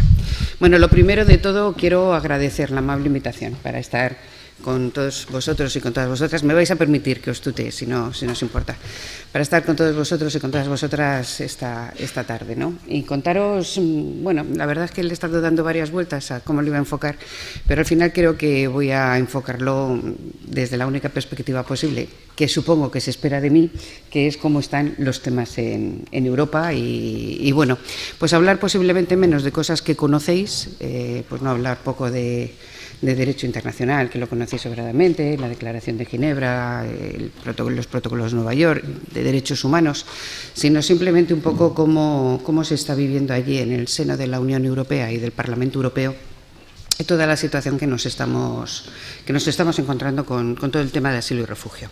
Y voy a hablar de ello, lo prometo, aunque le dedique 5 minutos al principio de la intervención a contar otra cosa, a contar algo que podría interpretarse de contexto, pero tampoco es estrictamente de contexto, ¿no? Pero creo que es una necesidad enmarcar a qué se debe la actual situación que tenemos con el caos migratorio, pero sobre todo con la indignidad, la más absoluta de la indignidad que estamos teniendo en materia de atención, tratamiento y respuesta a una de las más graves crisis humanitarias que hemos tenido, posiblemente desde la Segunda Guerra Mundial, que es precisamente la crisis de los refugiados, ¿no? Y para hablar de las migraciones en Europa, es imprescindible comenzar explicando qué ha sucedido o qué es lo que está sucediendo hasta este momento, ¿no? Si decimos que la Unión Europea atraviesa una crisis, es algo obvio, es algo por todos sabidos, pero yo voy más allá de lo que es la pura crisis económica, ¿no? Sino que está atravesando una crisis de identidad. Yo me atrevería a llamarla así, es una crisis de identidad porque realmente lo que ahora mismo sucede en la Unión Europea es que ha roto con todos sus principios fundacionales, con todos los valores, si en algún momento fue esa Europa de los ciudadanos, desde luego ya no lo es. Y el problema es que ahora mismo la propia Unión Europea está buscando su propio espacio dentro de la globalización. Y buscar su propio espacio dentro de la globalización es fundamentalmente desde una perspectiva absolutamente economicista. Está preocupada por elementos de financiarización y está preocupada por los elementos de mercado y económicos. Y, por tanto, no está preocupada de lo que debería estar preocupada, que es precisamente de los ciudadanos, que es precisamente de las personas, independientemente de dónde sean, de dónde provengan, sino de la situación que tienen o de cómo se está viviendo. Precisamente lo que no se está ocupando es de la dignidad de las personas, que es un elemento que también tiene un componente jurídico, pero que es un elemento importante. Y esto ha venido motivado desde que se optó por avanzar en un modelo económico muy concreto y muy determinado, el neoliberalismo, que ahora hablaré de ello un momento económico en detrimento precisamente de ese modelo social que representaba la Unión Europea. Un modelo social que, como todos y todas sabéis, estaba basado en un estado de bienestar, dependiendo de los países, en unas situaciones mejor, en otras situaciones peor, pero una defensa de los trabajadores, en una apuesta por la negociación colectiva, en unas condiciones de vida dignas, de empleos que intentaban ser por lo menos decentes, de unas condiciones de vida cuando menos adecuadas. Este modelo se ha venido abajo y ahora mismo el objetivo de la Unión Europea se centra exclusivamente en el desarrollo del mercado. Podríamos hablar del mercado interior, pero yo lo hago extensible con los tratados comerciales, con los acuerdos con China, etcétera, y lo hago, por tanto, extensible al resto de las situaciones de mercado que se producen, donde se aplica radicalmente un programa neoliberal llevado hasta sus últimas consecuencias. El mercado lo regula absolutamente todo. Es el garante de la libertad individual. Esto, evidentemente, no lo digo yo ni lo pienso yo, pero es el marco y el desarrollo en el que se está trabajando. Quien defiende este modelo plantea que el mercado es precisamente ese garante de la libertad individual. Y ese individualismo es precisamente también en los países lo que está haciendo gala para explicar muchas cosas de lo que está sucediendo. Prima lo privado sobre lo público, lo comunitario ya no tiene interés, y deja al Estado como un mero elemento que sirve simplemente para sustentar esta lógica de mercado. Tanto es así, se lleva hasta tal extremo esta idea del mercado, que incluso se le deja al mercado que sea el que gobierne todo tipo de demandas. Y gobernar todo tipo de demandas incluye también gobernar las demandas migratorias y todas las consecuencias y los resultados de esas demandas migratorias. No es de ahora, es un proceso que ya lleva tiempo configurándose y es un proceso que ya lleva muchos años avanzando, pero quiero poner un ejemplo. En el año 2001, que todavía no estábamos en una situación de crisis económica, muy al contrario, había una situación de una cierta bonanza económica, los Estados miembros de la Unión Europea no consiguieron definir una política común en materia de admisión de trabajadores migrantes, achacando que es materia de soberanía nacional. Cada vez que no se consigue llegar a un acuerdo en una política común, al final todo se argumenta que es un problema de soberanía nacional. Y esto limita la capacidad de actuación y limita la capacidad de crecer y de avanzar en una idea determinada. Además, aquí, en las políticas migratorias vinculadas al mundo del trabajo, ha obedecido una ley bastante perversa, que es que mientras se regulaba de forma muy estricta las entradas, no voy a hablar de las salidas, solamente las entradas, porque las salidas eran expulsiones, etc.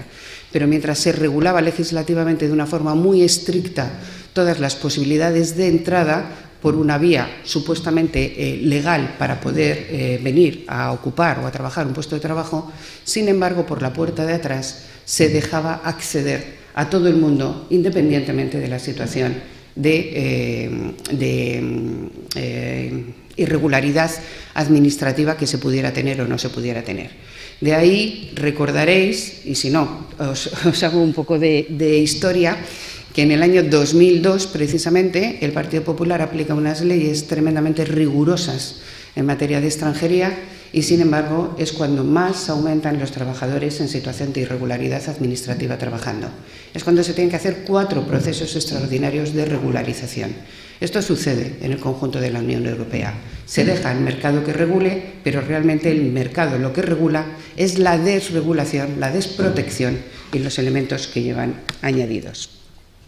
Ávidos de obtener beneficios, más allá de esta situación, en la Unión Europea, donde todo parece que está vinculado a que se obtengan esos beneficios, se amplía en el año 2004, se produce la ampliación de la Unión Europea en el 2004 a todos los países o la mayoría de los países del este. ¿El objetivo era buscar una Europa integrada? Realmente no. El interés estaba fundamentalmente en abarcar a 500 millones de consumidores y, por tanto, reforzar toda esta situación. Con las crisis y las políticas de recortes aplicadas, se agudiza, se acelera el proceso y así se han restringido o eliminado todo tipo de derechos. Derechos de carácter laboral, derechos de carácter social, la sanidad, que en nuestro país era universal, ahora ya es de aseguramiento, las políticas públicas han dejado de existir y nuestro medio estado de bienestar ha dejado, si ya era incompleto e imperfecto, en este momento ya realmente lo que está es prácticamente demolido. Y ahora hemos llegado, precisamente con la crisis migratoria, a algo que incluso ni los más arriesgados podíamos aventurar, que es precisamente dar un segundo recorte en esta línea de derechos. Ya no es terminar con derechos fundamentales, sino además terminar también con las garantías jurídicas y terminar también con las posibilidades de desarrollo de esas garantías jurídicas y del derecho internacional, que es exactamente lo que está sucediendo.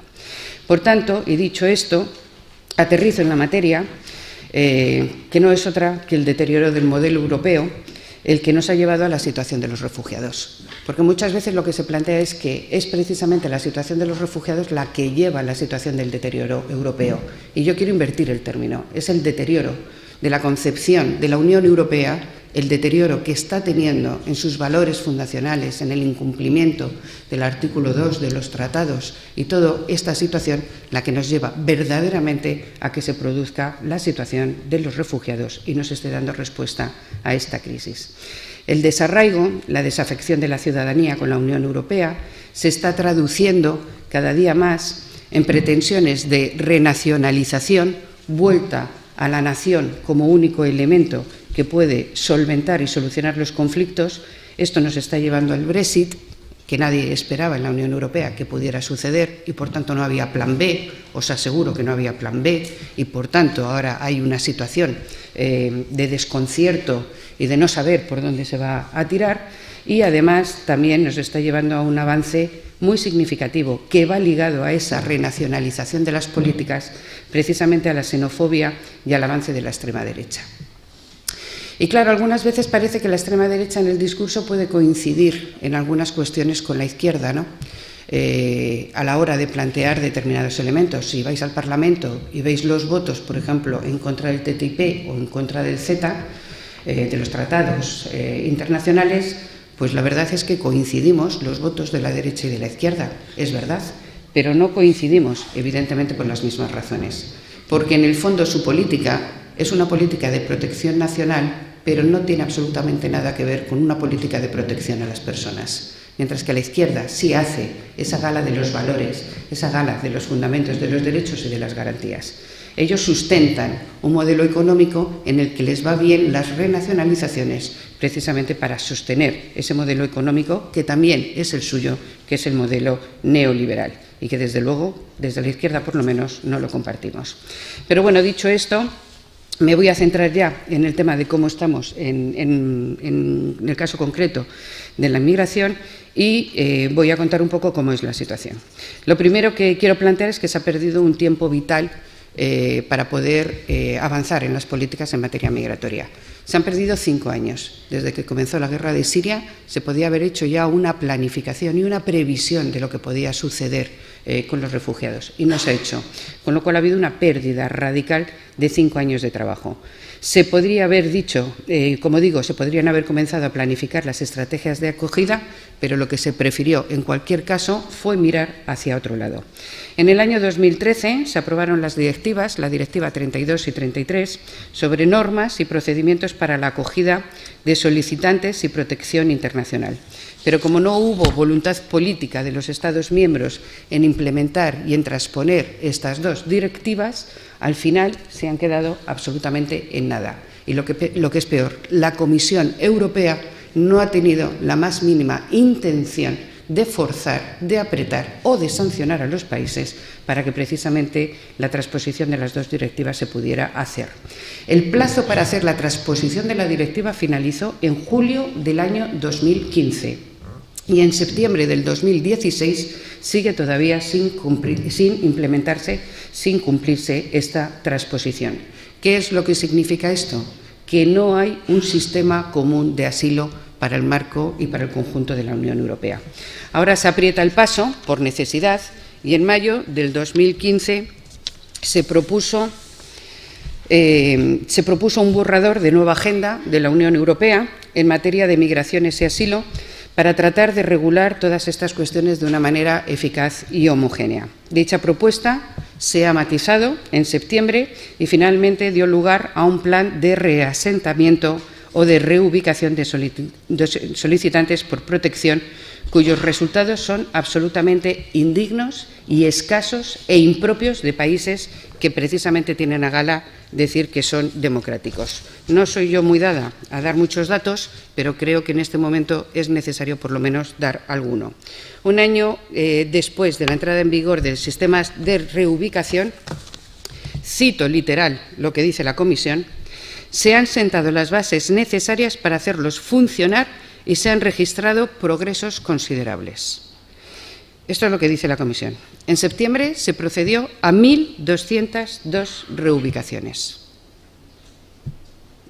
No creo que sea necesario ni siquiera comentarlo. O sea, me parece que la cifra habla y dice por sí misma lo que es exactamente.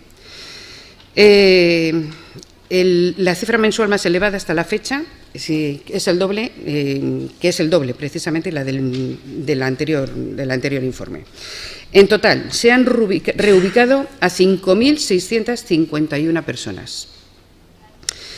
Los Estados miembros, las agencias de la Unión y las organizaciones internacionales se han traducido en una toma de huellas dactilares, eso sí, se ha hecho prácticamente en el 100%, con una mayor seguridad, en un aumento considerable del número de solicitantes de reubicación y en una aceleración sustancial de los traslados, desde Grecia, sobre todo en los últimos meses. Gracias a la mayor capacidad del Servicio de Asilo griego y de los Estados miembros, se intensifican sus esfuerzos, podría ser posible trasladar al resto de candidatos a la reubicación presentes en Grecia unos 30.000 en el curso del año que viene. Esto es lo que se pretende, reubicar a 30.000 personas a lo largo de un año. Estamos hablando de 3 millones de personas que están en una situación de desplazados. Estamos hablando de una crisis migratoria profunda, de una crisis de refugiados profundos, y la pretensión de la Comisión es en un año reubicar a 30.000 personas. Esto verdaderamente es absolutamente vergonzoso.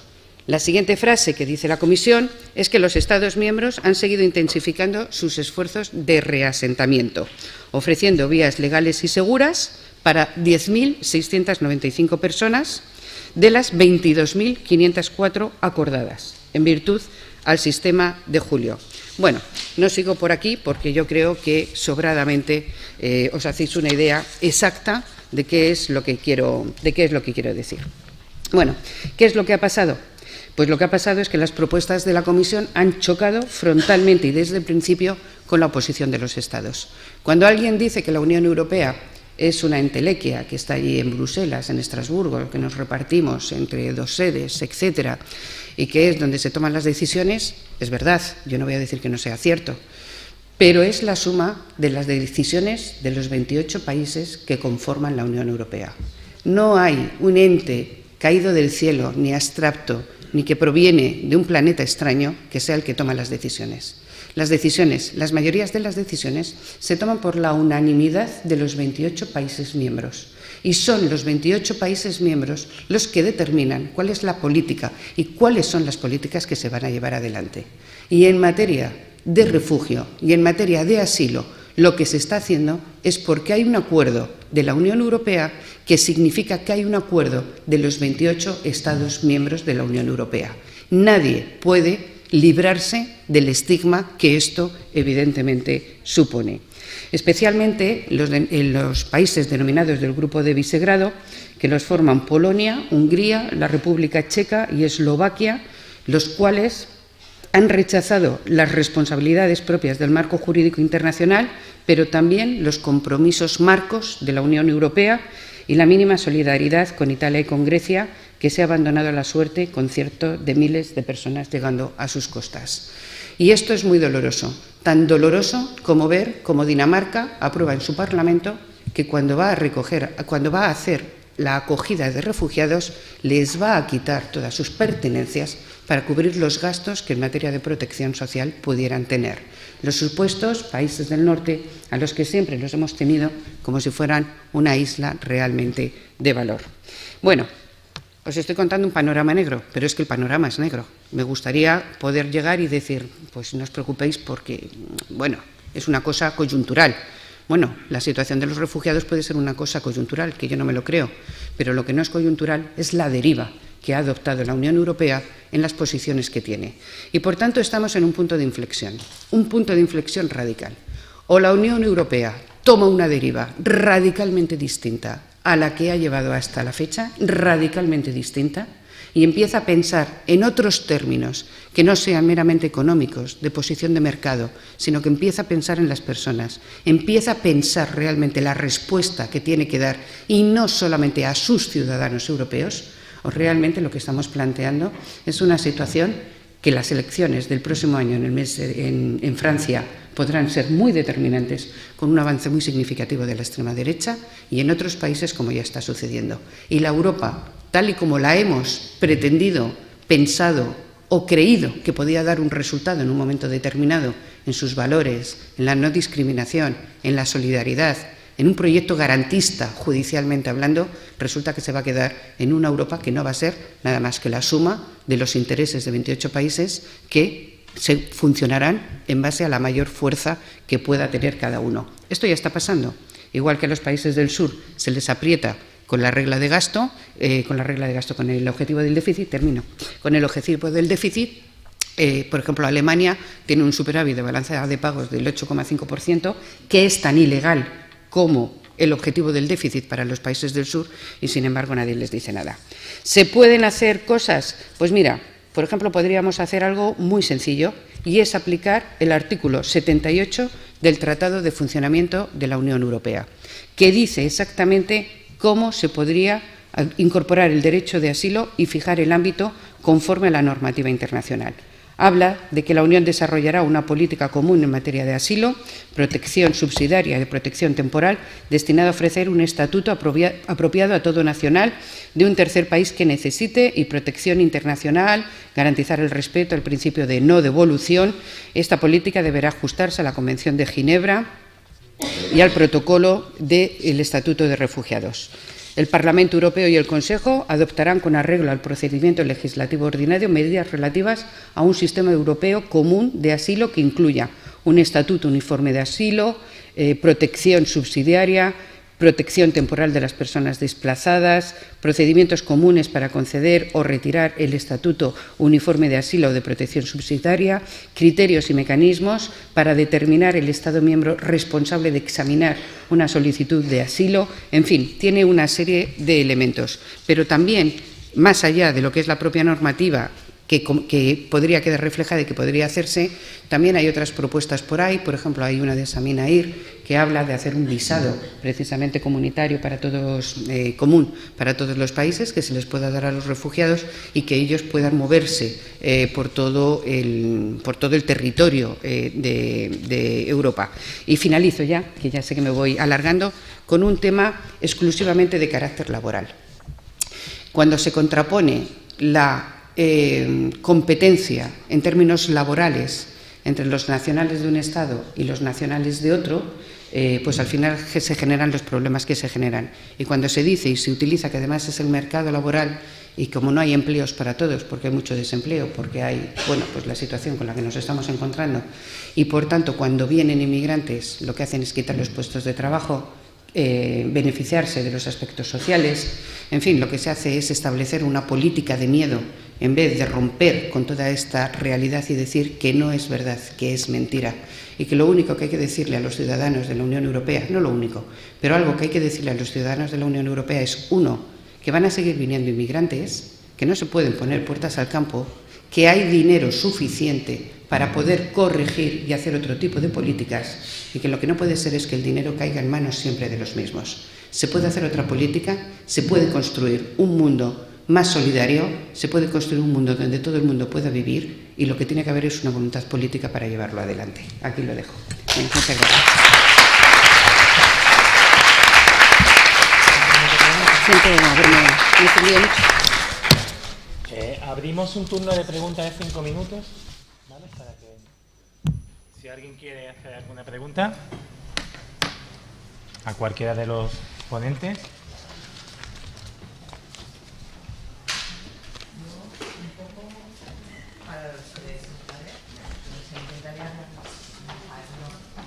Te dan un micro, perdón. Hola, yo soy un poco para los tres ponentes. Si desde el mundo de la política, y creo que fue en el mes de julio, tuve una entrevista como miembro de la plataforma Bienvenidos Refugiados, y como a lo último le pregunté, bueno, ¿qué se puede hacer? Y era un senador de nuestro Senado, ¿vale? Nada, lo que hacéis vosotros, los ciudadanos, ¿vale? Nada. O sea, si desde el mundo de la política, nada. La única posibilidad que tenemos es entender qué es lo que nos pasa y utilizar la educación para generaciones futuras y preparar a los pequeños, porque por lo visto no se puede hacer nada más, es una sensación de soledad. Nada más. Nada más. ¿Quiere contestar? Todo lo contrario. O sea, una de las estrategias de los objetivos, y de algún modo hemos hablado los tres, cada uno es de nuestro ámbito, de toda esta manera de encuadrar y cómo se empeñan los discursos dominantes, de la manera en que nos plantean el problema, el objetivo es ese, hacernos creer a todos que no se puede hacer nada, que es inevitable, instalar el fatalismo en nuestras mentes, que requiere de esa actitud de mirar para otro lado, porque si no sería insoportable. ¿Y por qué, si fuese verdad que no se puede hacer nada, por qué ese empeño? El problema es que se puede hacer, y se puede hacer mucho, y cualquier persona, independientemente del lugar que ocupe y de la responsabilidad que tenga en un momento dado, puede hacer mucho, pero como no interesa que se tome conciencia de esas posibilidades de acción que se tienen en la escuela, en la vida cotidiana, en el ámbito comunitario, en las instituciones políticas, en los gobiernos locales, a nivel comunitario, como no se quiere. Porque hay, la respuesta de la sociedad civil frente a esta crisis es ambivalente. Se observan, porque además tiene mucho eco en los medios de comunicación, cualquier respuesta, aunque sea puntual, cualquier reacción de tipo xenófobo, de rechazo, de discriminación, etcétera. Pero también hay muchísima respuesta solidaria y gente dispuesta a acoger y dispositivos, aunque eso se silencia más, porque no interesa que se vea que la ciudadanía y los gobiernos locales a nivel comunitario se pueden hacer un montón de cosas. Entonces yo siempre digo, no es que no se puedan hacer cosas, se pueden hacer. Si fuese real que no es posible hacer nada, no habría que empeñarse ni poner todas las armas y las estrategias para poner en marcha e instalar esa idea. Se instalaría por sí sola. Sin embargo, por eso siempre hay que sospechar. Siempre tenemos que estar instalados en la sospecha, ¿no? ¿Por qué este empeño en inocular este tipo de ideas, de encuadres, de visiones, de enmarcado de nuestras mentes, etcétera? Precisamente porque se pueden hacer cambios que no interesan, lo ha explicado muy bien antes Xurxo, ¿no? Entonces, claro que se puede hacer. Paloma acaba de decir que hay dinero disponible, que ese es un argumento, la falta de recursos. Hay dinero disponible para poder hacer otro tipo de políticas. Hay evidencia científica, experiencia profesional sistematizada, o sea, hay herramientas técnicas de intervención que además nos podemos apropiar cualquier ciudadano de ellas, no hace falta ser un premio Nobel ni un erudito para poderlas poner en marcha, para poder actuar e intervenir con eficacia en distintos ámbitos. Y tenemos sistemas completos, como puede ser un ejemplo el sistema educativo, para poder hacer las cosas de otra manera. Yo es que además estoy convencida de que cualquier persona puede hacer algo. Cualquier persona podemos hacer algo, porque la manera en que yo me relaciono con mi vecino del Rellano, con mi hijo, con mi primo, con mis alumnos, son formas de moldear, de trabajar o no por un determinado tipo de relaciones, de sociedad, de familia, etcétera. Toda acción social, desde el momento que nos relacionamos con otra persona en el ámbito que sea, es una acción política. La política no es solamente los acuerdos o las cartas o los tratados o las leyes. Yo creo que es necesario repolitizar el sufrimiento que se ha despolitizado intencionadamente. El sufrimiento no es una cuestión de cierto tipo de visión de la política. Todos hacemos política en el día a día, desde que nos levantamos. Yo siempre se lo digo a mis estudiantes. Es que hay mucho condicionamiento institucional a la hora de prestar servicios sociales. Podemos hacer muchas cosas, desde cómo recibimos a la gente, cómo nos comunicamos, qué hacemos, cómo intervenimos. Funciona mucho la estrategia del chivo expiatorio, echar la culpa a los demás, porque eso nos desresponsabiliza de la parte que a nosotros nos toca. Y yo tengo pegada en la puerta de mi casa, por dentro, claro, para verlo yo y que no se me olvide y tenerlo que ver impepinablemente porque lo tengo en este tamaño, apto para miopes. Esa frase de Galeano, de que mucha gente pequeña en lugares pequeños, haciendo cosas pequeñas, podemos cambiar lo que queramos.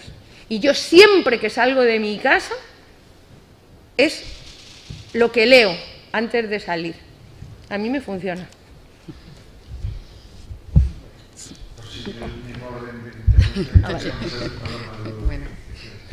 Yo creo que se está haciendo.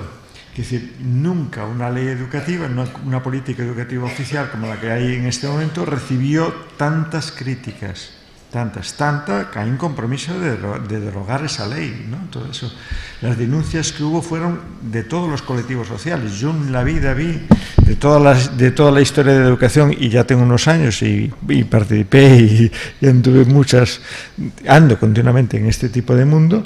Yo nunca vi las movilizaciones tan fuertes y con argumentos tan contundentes para derogar esto. La cantidad de alternativas que hay un foro a nivel de todo el Estado que se llama porotrapolíticaeducativa.org, que tiene pactada una alternativa de otra política educativa diferente, en la que participan cantidad de colectivos. Pueden ustedes entrar y verán ahí, y que lleva 3 años debatiendo muy activamente y pactando documentos, que decir que la cultura de ese pacto se puede hacer y de hecho está ahí hecha, y hay ya documentos base sobre eso, yo creo que de gran importancia. Y la prueba, además de que se están haciendo cosas, que decir, por mucho que intenten silenciarnos, es que este país inventó una cosa auténticamente novedosa, yo creo que a nivel mundial, que fueron las famosas mareas de colores, que era cada colectivo social descubrió que el gobierno trabajaba con la misma filosofía en cada campo y cada ministerio estaba aplicando las mismas teorías y la misma filosofía. Y eso hizo que saliéramos mareas verdes, blancas, etcétera, que eran los distintos sectores sociales o colectivos que tienen o esferas en las que está organizada esta sociedad protestando sobre lo mismo y dándose cuenta que el problema era el mismo.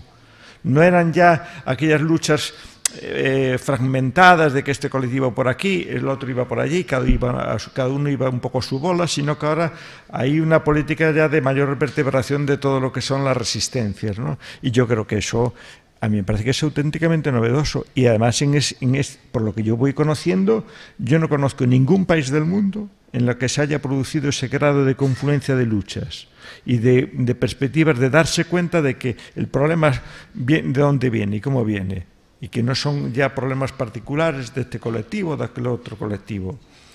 Yo creo que lo que hay que hacer es seguir, no bajar la guardia ahí. Pretenden hacernos ver eso, que todos los esfuerzos que hacemos son infructuosos, o son peligrosos, o no se pueden hacer, o son imposibles, utilizan ese tipo de palabras. Pero la política es luchar por lo que es posible, y luchar por transformar una realidad, y que sabiendo que esa realidad es posible transformarla. Yo creo que eso es la cuestión fundamental, y nunca tuvimos el grado de experiencia y de compromiso y de ejemplos de cómo se pueden transformar las realidades como estamos teniendo ahora. Los cambios que está habiendo en estos últimos años, yo no recuerdo nunca, ni en este ni en otros países, lo mismo.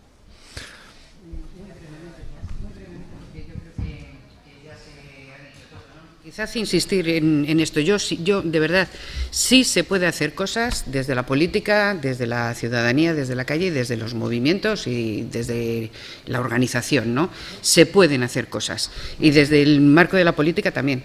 El problema es que algunas veces señalamos al mundo de la política por no señalar dónde están los problemas reales, ¿no?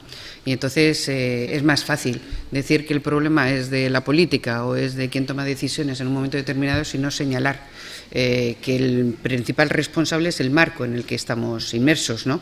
Y que por tanto lo que hay que hablar es de las soluciones, pero también de los marcos.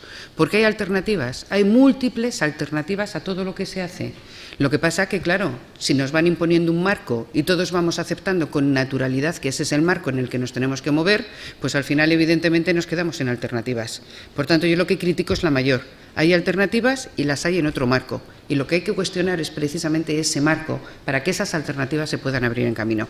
Iba a decir lo de las mareas blancas, pero ya que, porque me parece que es un ejemplo, la verde también y la granate, las que queráis, de todos los colores. Pero la marea blanca, por ejemplo, en Madrid es muy significativa. Todos los meses sigue saliendo a la calle. ¿Y por qué está paralizado todo el decreto en Madrid? Pues está paralizado porque además se hizo jurídicamente una demanda y se ha paralizado. Se consiguen cosas. Esto no se dice. Nunca se dice lo que no no se consigue. Hay otras luchas, por ejemplo, una lucha muy emblemática que está ahora Coca-Cola, la de los trabajadores de Coca-Cola luchando contra una gran multinacional, y les tienen ahí, contra la espada y la pared. Claro, hay cosas. ¿Qué es lo que nos falta? Pues posiblemente dar el último paso o el gran paso, que es unificar esas luchas en un objetivo común y en una causa común. Y dinero hay, 30.000 millones de euros es el acuerdo con Turquía. Pero, hombre, no quiero pecar yo de aquí, que luego ya sabéis que nos acusan de esto del populismo, que últimamente se utiliza para todo, pero vamos, si ha habido 70.000 millones para rescatar bancos, pues digo yo que algún esfuerzo se podría hacer también para rescatar personas, que tampoco pasa nada.